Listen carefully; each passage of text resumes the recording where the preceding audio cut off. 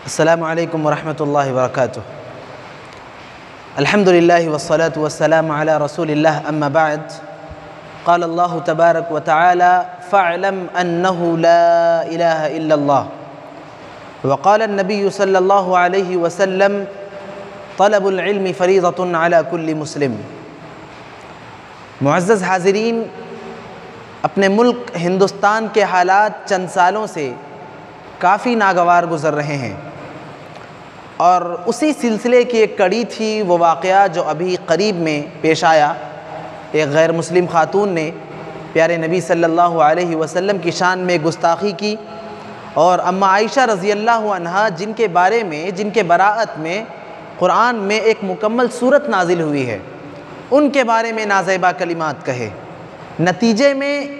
ہم مسلمانوں کے جذبات جوش میں آئے اور ہم سب نے مل کر کارروائیوں کی مانگ کی۔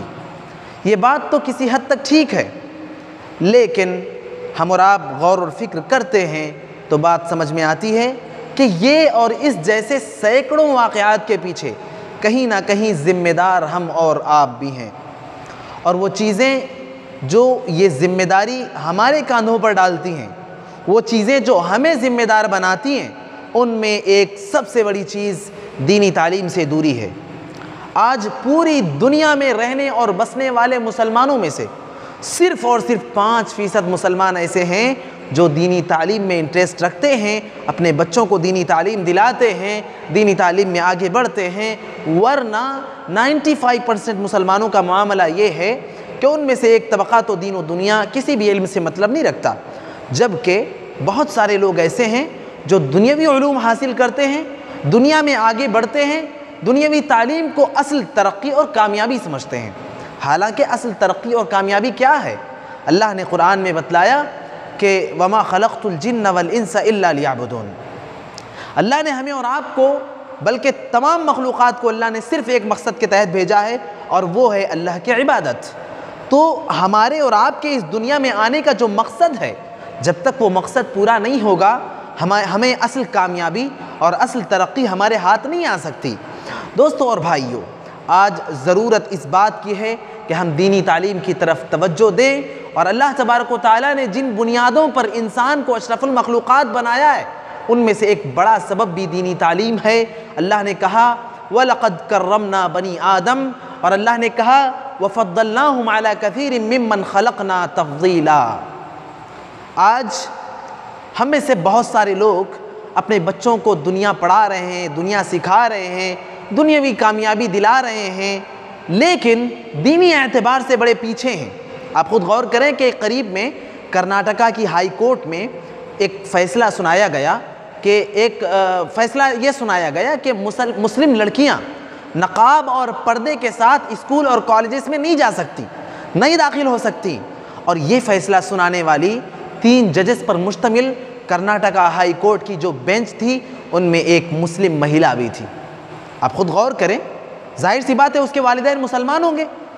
انہوں نے اس کو دین سکھایا، انہوں نے اس کو دنیا سکھایا، اور اس قدر دنیا میں کامیاب اور آگے بڑھایا کہ وہ کرناٹکا جیسے صوبے کے ہائی کورٹ کی جج بننے کے قابل ہو گئی، اور اتنے سیریس کیس میں فیصلہ سنانے والی 3 ججز پر مشتمل بینچ کی رکن بھی بن گئی۔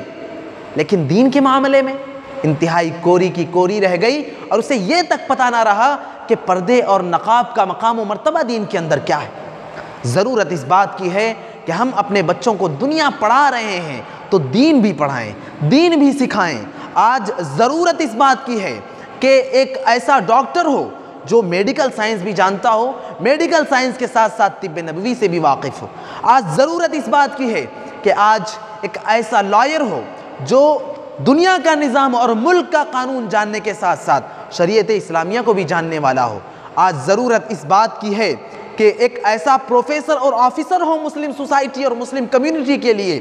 جو دنیا کو دنیا بتانے کے ساتھ ساتھ دین بھی بتانے کے قابل ہو۔ آج ضرورت اس بات کی ہے کہ ایک ایسا انجینئر ہو جو دنیاوی عمارتوں کو بلند اور مضبوط بنانے کا ٹھیکہ لینے کے ساتھ ساتھ کم سے کم دینی تعمیرات کی بلندی اور ان کی مضبوطی کی ذمہ داری بھی لینے کے قابل ہو۔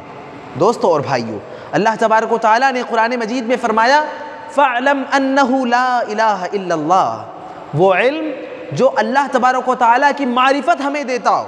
وہ علم جس سے ہمیں اور آپ کو زندگی جینے کا اصل مقصد معلوم ہوتا ہو، وہ علم جو ہمارے اور آپ کے وجود کا مقصد بتاتا ہو، وہ علم جو اس پورے کائنات کے وجود کا مقصد بتاتا ہو، وہ علم جو ہمیں اور آپ کو زندگی جینے کا طریقہ اور سلیقہ بتاتا ہو، وہ علم جو امام کائنات کی سیرت سے ہمیں واقف کراتا ہو، وہ علم جو ہماری اصل منزل جنت تک پہنچنے کا راستہ ہمیں بتاتا ہو، یہ وہی علم ہے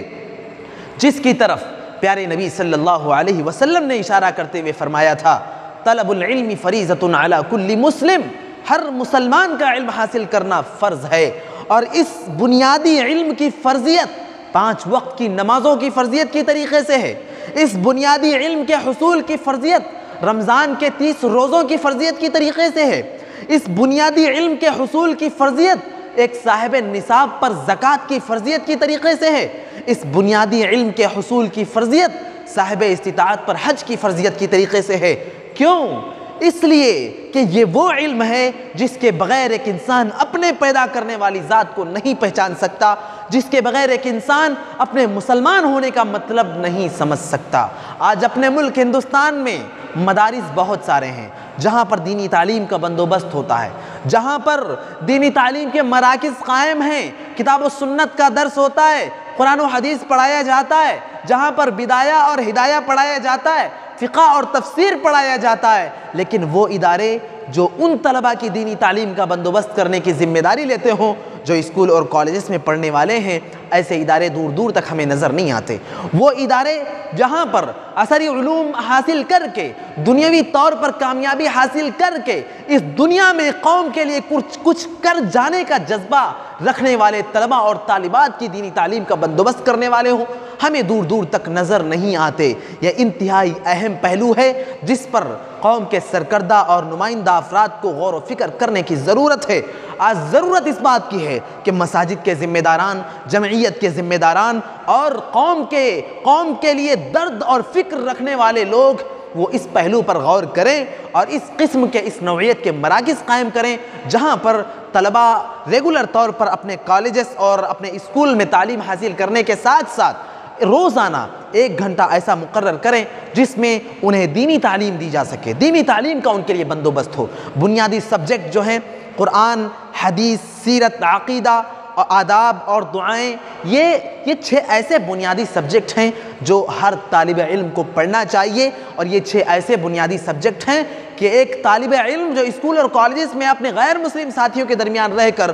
دنیاوی تعلیم حاصل کرتا ہے، وہ اپنے اور اپنے غیر مسلم ساتھیوں کے درمیان فرق محسوس کر سکتا ہے۔ آج ضرورت اس بات کی ہے اور بے انتہا ضرورت ہے اس بات کی۔ اللہ تبارک و تعالی ہم سب کو خیر کی توفیق عطا فرمائے۔ الہ العالمین ہم سب کو اس پہلو پر غور کرنے کی توفیق عطا فرمائے۔ الہ العالمین خدا را وہ دن نہ آئے کہ ہمارے یہ بچے جو دنیا پڑھ کر کامیاب ہو رہے ہیں دنیاوی طور پر، کل ہمارے بچے وسیم رضوی بن جائیں، یا کل ہمارے بچے تسلیمہ نسرین بن جائیں، کل ہمارے بچے سلمان رشدی بن جائیں، کل ہمارے بچے طارق فتح والی صفات ان کے اندر پیدا ہو جائیں۔ پھر وہ دین جس کی حفاظت کے لیے ہم اور آپ جان دینے کے لیے تیار ہوتے ہیں، وہ دین جس کی حفاظت کے لیے ہم اور آپ اپنے جان و مال کو قربان کرنے کے لیے تیار ہوتے ہیں، اللہ نہ کرے وہ دن آئے کہ ہمارے یہ بچے جو دنیاوی طور پر کامیاب ہو رہے ہیں اسی دین پر انگلیاں اٹھانے لگ جائیں، انہی دینی مراکز پر شکوک و شبہات پیدا کرنے لگ جائیں، رسول اکرم کی ذات کے بارے میں مذاق اڑانے لگ جائیں،